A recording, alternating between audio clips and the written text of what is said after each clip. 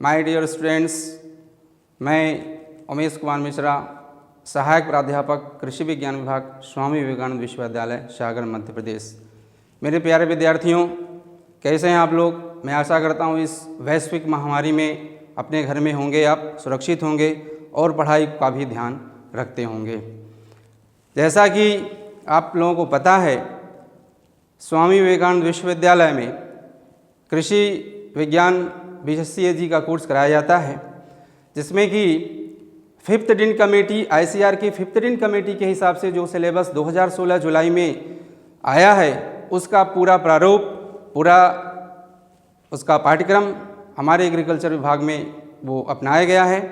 और उसी के तहत BSc एग्रीकल्चर के 4 साल के कोर्स में 8 सेमेस्टर में सेकेंड सेमेस्टर के कोर्स में एक पेपर है फंडामेंटल ऑफ जेनेटिक्स।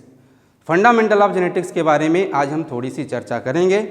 मेरे प्रिय छात्रों, मैं आपको बता दूं, जेनेटिक्स में कुछ मोटी मोटी चीज़ें आपको बता देता हूं कि उसकी परिभाषा क्या है, वो क्या होता है, उसकी आवश्यकता क्यों है एग्रीकल्चर में, और उसमें जो शब्दावलियाँ यूज होती हैं, टर्मिनोलॉजी, उसके बारे में थोड़ा थोड़ा स्टडी करेंगे।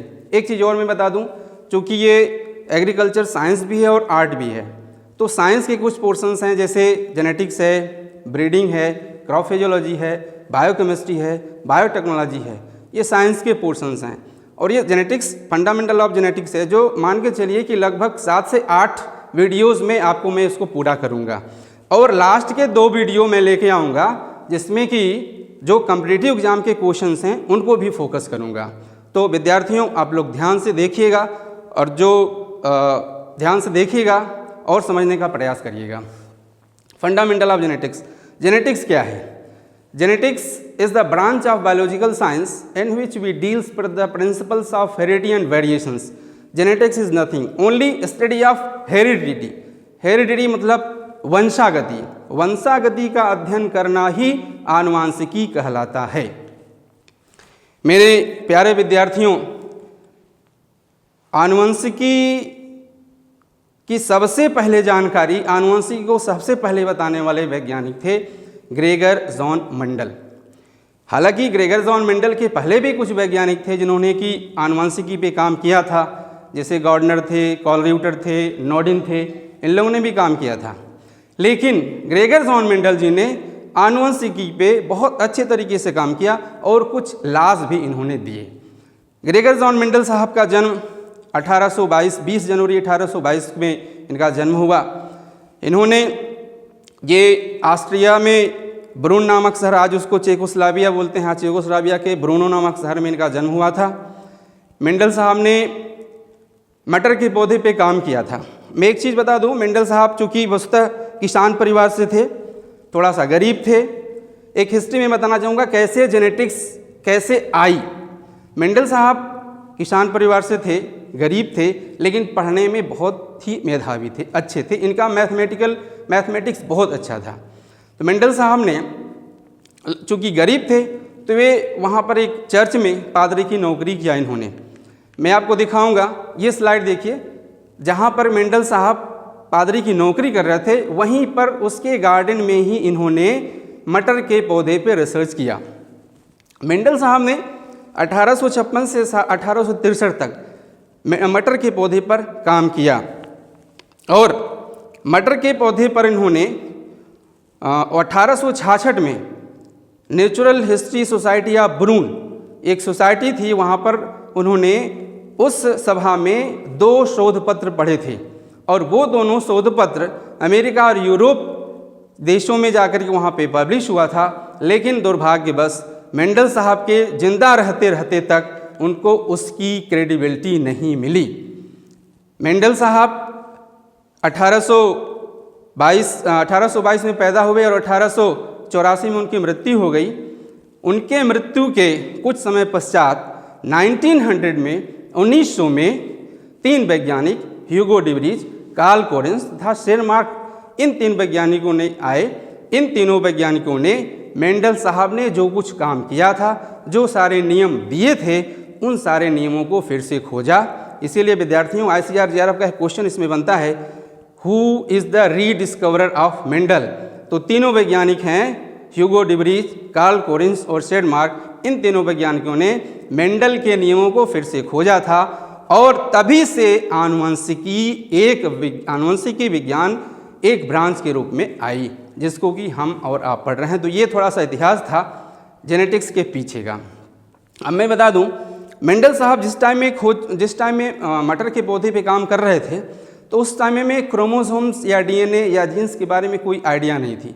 तो उन्होंने देखा कि कुछ ऐसा कोई पार्टिकल है, कोई ऐसा फैक्टर है जो कि कैरेक्टर्स को ट्रांसमिट करता है पेरेंट से ऑफ स्प्रिंग में, तो उन्होंने उसको फैक्टर या पार्टिकल का नाम दे दिया था। अब यहाँ पे मैं थोड़ी सी शब्दावली की बात करूँगा। जेनेटिक्स में जो टर्म्स यूज होते हैं, जैसे ट्रेट्स है। ट्रेट क्या होता है? Any characteristics that can be passed from parent of offspring, means कोई भी अभिलक्षण होता है जो कि माता पिता से संतानों में जाता है, उसको अपन ट्रेट्स बोलते हैं। हेरिडिटी, वंशागति, वो ट्रेट्स जो होते हैं वो माता पिता से संतानों में, संततियों में, ऑफस्प्रिंग्स में पहुंचना ही हेरिडिटी यानी कि वंशागति कहलाता है।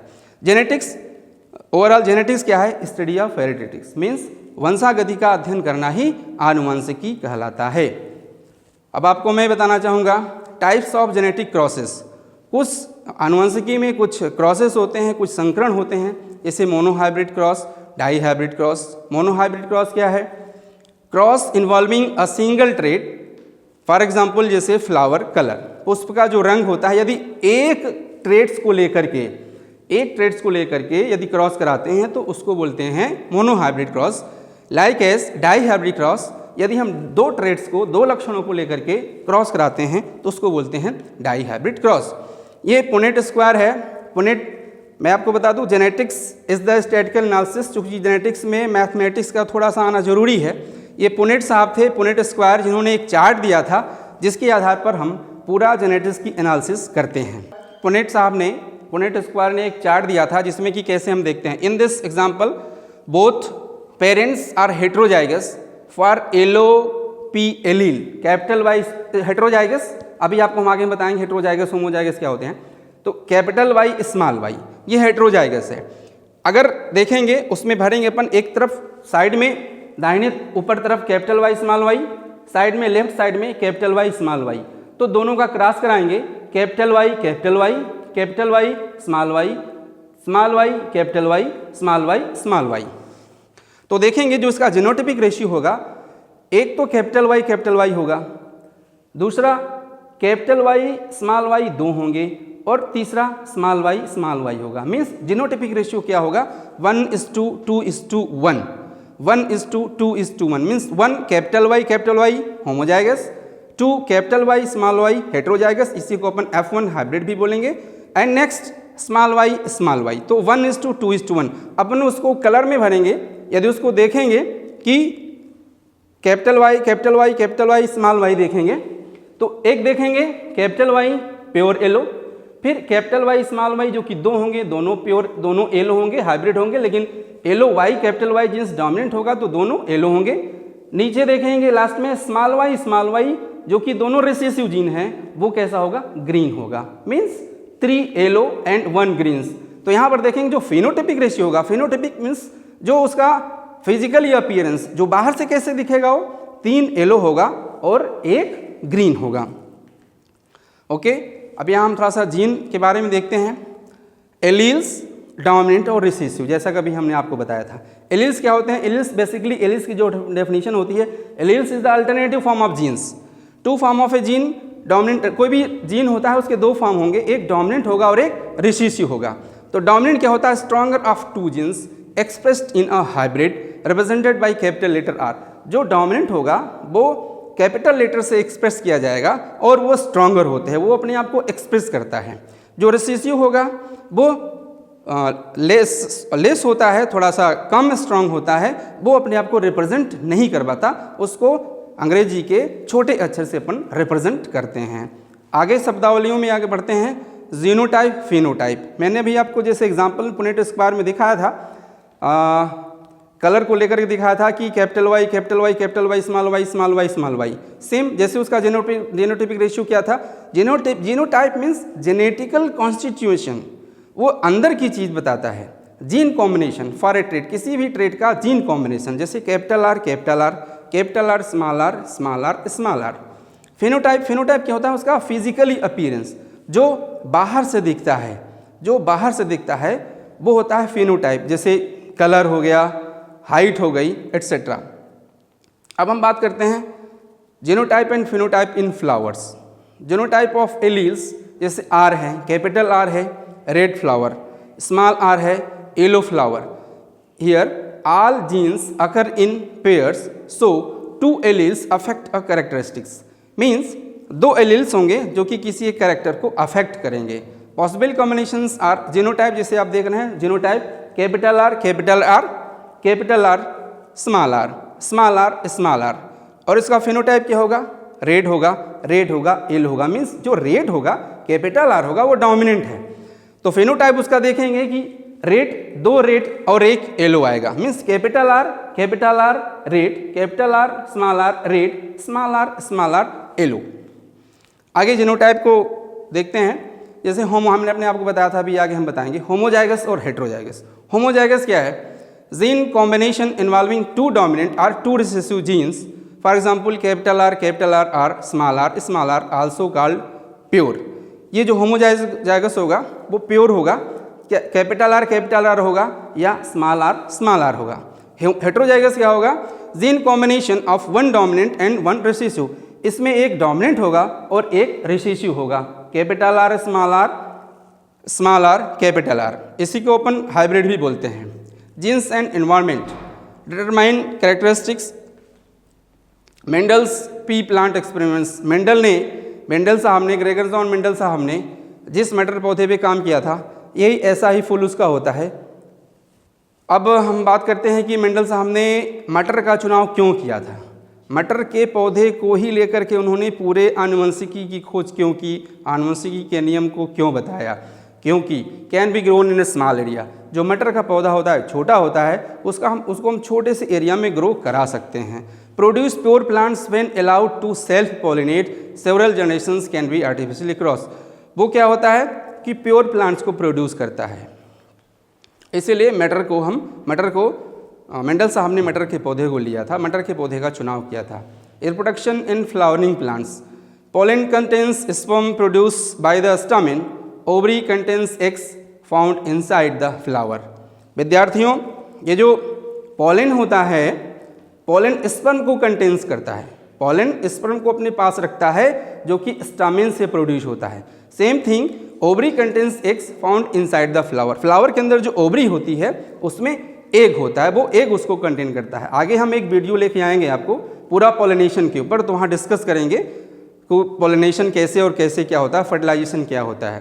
Pollen carries sperm to the eggs for fertilization, self fertilization can occur in the same flower, cross fertilization can occur between flowers. जब पॉलिनेशन बताएंगे उसी समय में आपको फर्टिलाइजेशन के बारे में पूरी चीज़ें बताएंगे। यदि विद इन फ्लावर्स पॉलिनेशन हो रहा है, this is the self pollination. If between two plants pollination हो रहा है, this is the cross pollination. If in a plant pollination between two flowers, this is a geitonogamy. आगे हम discuss करेंगे इसको नेक्स्ट वीडियो में।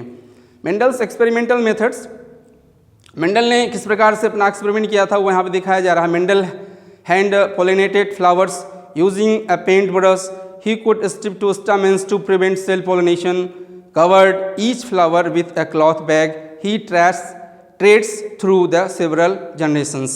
इन्होंने मेंडल साहब ने जैसे उसके स्टामेंस को निकाला, उसके पूरे एंथर्स को निकाला और उसको बैग में रखा, उसको पूरा बैगिंग किया, उसके बाद दूसरी जगह से स्टिग्मा से उसको ले आए, ओबा को ले आए, उसके ऊपर डाले। ये सारी टेक्निक्स किस तरह से मेंडल साहब ने किया था। इसमें चिमटी फोर्सेप्स का इस्तेमाल होता है, 0.8 mm forceps is used in the specially in the breeding programme.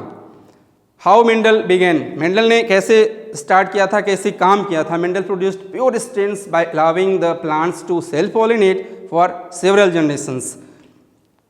Mendel साहब ने 8 पी प्लांट्स के ट्रेट्स को देखा था, सीड शेप, राउंड और रिंकल्ड जो सीड का कलर था, येलो और ग्रीन जो पॉट शेप था, स्मूथ और रिंकल पॉट कलर था, ग्रीन या yellow, seed coat colour, grey white. ये क्या है? ये दिस इज द, जैसे राउंड और रिंकल है, राउंड क्या है? डोमिनेंट कैरेक्टर, रिंकल क्या है? Recessive character. उसी प्रकार से देखेंगे यहाँ pea plant characters studied by Mendel. Mendel साहब ने मटर के पौधे में कुछ कैरेक्टर्स को स्टडी किया था, जैसे सीड शेप। तो डोमिनेंट और रिसेसिव, सीड शेप कुछ सीड उसमें से डोमिनेंट कैरेक्टर लेके आए स्मूथ, और रिसेसिव ट्रेड्स लेके आए wrinkle. Seed colour yellow green, pod shape inflated wrinkle, inflated मतलब फूला हुआ, रिंकल मतलब सिकुड़ा हुआ। पॉट कलर ग्रीन था और रिसेसिव कैरेक्टर उसका येलो था। फ्लावर कलर उसका डोमिनेंट पर्पल था, रिसेसिव वाइट था। फ्लावर की पोजीशन स्टेम पे थी, डोमिनेंट में, रिसेसिव में उसके टिप पे थी। स्टेम लेंथ उसका लंबा था, डोमिनेंट कैरेक्टर में लंबा था और रिसेसिव कैरेक्टर में ड्वार्फ था। उसी प्रकार से मेंडल्स एक्सपेरिमेंट रिजल्ट्स, मेंडल्स ने जो उनके एक्सपेरिमेंट का रिजल्ट था वो ये था कि F2 जनरेशन्स में 3:1 का रेशियो ही आया करता था, वही आता है। जैसे स्मूथ सीड देखेंगे या रिंकल सीड देखेंगे, मीन्स डोमिनेंट ट्रेड्स और रिसेसिव ट्रेड्स को देखेंगे, 2.96 इज रेशियोज टू 1, मीन्स लगभग 3:1 का रेशियो पूरे में, चाहे येलो सीड ग्रीन सीड हो, चाहे इन्फ्लेटेड रिंकल हो, चाहे ग्रीन पॉड येलो पॉड हो, चाहे फ्लावर की बात करें, चाहे फ्लावर पोजीशन की बात करें, चाहे स्टेम की बात करें, सब में ऑन एवरेज 3:1 का रेशियो ही आया था F2 जनरेशन्स में। Did the observed ratio match the theoretical ratio? The theoretical or expected ratio of plants producing round or wrinkle seed 3:1, 3 round or 1 wrinkle. Mendel observed ratio was 2.96 ratios to 1. The discrepancy is due to statistical. ये statistical errors होते हैं जिसकी वजह से कि 2.96 versus 1 ये दिखाया। देखिएगा बच्चों, फॉलोइंग द जनरेशंस, एक P1 जनरेशन देखेंगे, एक टाल प्लांट्स है, दूसरा ड्वार्फ है। Cross two pure plants, capital T small T. Capital T वाला कैसा है, लंबा है। स्मॉल टी वाला कैसा है, छोटा है। जब दोनों में क्रॉस कराएंगे, results in all hybrids, means जो जनरेशन आएगी F1 जनरेशन आएगी, जिसको कि फर्स्ट फिलियल जनरेशन बोलते हैं, जिसको कि अपन हाइब्रिड भी बोलते हैं, उसके दोनों आपको टाल दिखेंगे, means capital T small T दोनों में आएगा। फिर देखेंगे यदि उसमें F1 जनरेशन्स में यदि हम सेल्फिंग कराते हैं तो देखेंगे 3 टाल और 1 ड्वार्फ आएगा, मीन्स 3 टाल और 1 ड्वार्फ आएगा। Capital T pure capital T दो में कैपिटल टी स्मॉल टी और ड्वार्फ में purely small T. Okay my dear students, तो चूँकि ये पेपर थोड़ा सा काफ़ी लंबा चलेगा, 8 से 10 वीडियो लगेंगे इसको कंप्लीट करने में। आज यहीं तक, मैं इसके आगे और वीडियो बनाऊंगा, 8 से 10 वीडियो में इसको कंप्लीट करूंगा। मैं पहले बता चुका हूं, उसके बाद 2 वीडियो लेके आऊंगा मैं, जो कि कॉम्पिटिटिव एग्जाम्स से रिलेटेड वीडियो होंगे। उनमें आपके सारे जेनेटिक्स के क्वेश्चंस पूरा क्लियर कराऊंगा। तो अब तक यहाँ से मैं अपनी बातों को ख़त्म करता हूँ, लेकिन आप मेरे चैनल्स को सब्सक्राइब करिए, यूट्यूब पे लाइक करिए, फेसबुक पे लाइक करिए, और कोई समस्या हो कमेंट्स करिए, और आप डायरेक्ट पर्सनली भी हमसे कांटेक्ट कर सकते हैं। तो बहुत बहुत धन्यवाद, थैंक यू।